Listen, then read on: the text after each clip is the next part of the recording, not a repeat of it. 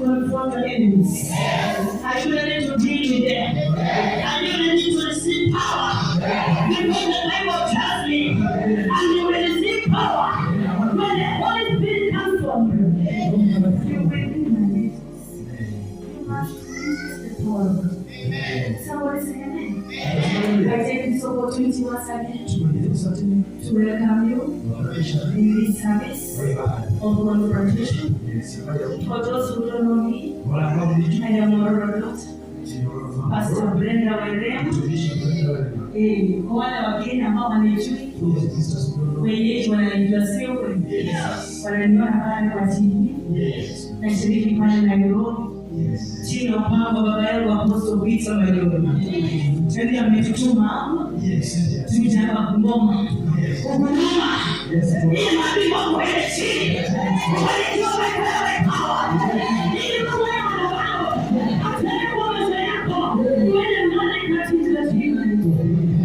Now it's not having everything. That's why I want to be ready for your blessing today.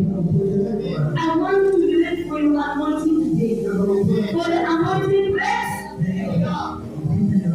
This is our last day of our conference.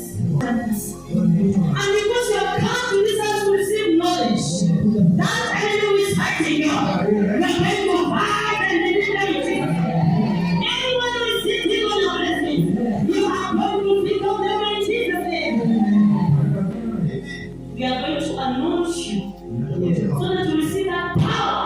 Whenever you pass, they die by quality. We are going to anoint your hands so that whatever you will touch will be blessed. We are going to burn our problems. Maybe you can't say it today. You have not treated yours. I want you to write down right now. You're telling God, these are the problems. This is an enemy that I don't want to see this. So that the rest of my year will be the best of my year. I'm going to receive the blessings. We are going to burn them. Write those problems down for your head. Maybe it is poverty. Maybe it is sickness. You know what you are going through. That you say, God, if you remove this thorn from my flesh, everything will be okay. I want you to write them down. We are going to burn them today. We're going to pray with burn so that they go to heaven and never see them again. Somebody say amen. Adding on that, we are going to wash your feet. We are going to do feet anointing. God told Joshua, whenever you set your feet, you will possess. And you cannot possess when your feet are bound. That's why he told Asher. Akamwambia Asher, amebarikiwa mtu yule anayechoma mikate kwenye mafuta. Ninaona inamshika. Because for the anointing grace. Nakukabilia leo.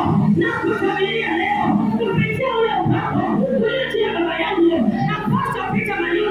Hiyo mikono natangaza. Ikashika baraka. Hiyo mikono natangaza. Ikaingia kwa baraka. Nakukabilia. Unabarikiwa leo katikati. That's why we are here today. We are ready and glorious because of you. Because of your life. You are crying wondering what is not happening. It is because of this witch who is making evil covenants for you. They are not doing it empty-handed. They are sacrificing because of you to make sure they put you down. But the Bible says in Jeremiah 1:19, they will fight against you.